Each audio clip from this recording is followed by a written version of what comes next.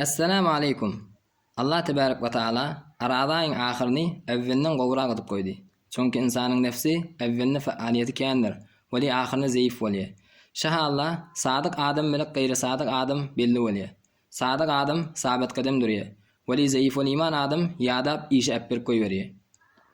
Sabit kademlik imany göredir. Neçe imanyň käm bolsa paýdalyň kärekdir. Ramazan geçýändir.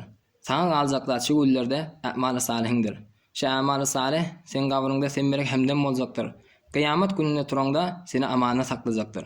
Şu a'mal-ı salih bilen sırattan geçip Allah subhanahu ve taala'nın fazl-ı kerem minneti melek cennete gireceklersin. İmam İbnül Kayyim rahimehullah Medarij-i Salikinde aýdýar: Ehli istigamet ve salihi adamlar bir işin ahirine evvelinden neveter faaliyeti saýy telaşy kärekdir. Bizler de Ramazanyň ahirine geldik. Saýy telaşymyzy käneldiýli we a'mal-ı salihimizi berdewam bolayly. Ehli istigametten we salihi adamlardan bolayly. Assalamu aleykum ve rahmetullahi ve berekatuhu.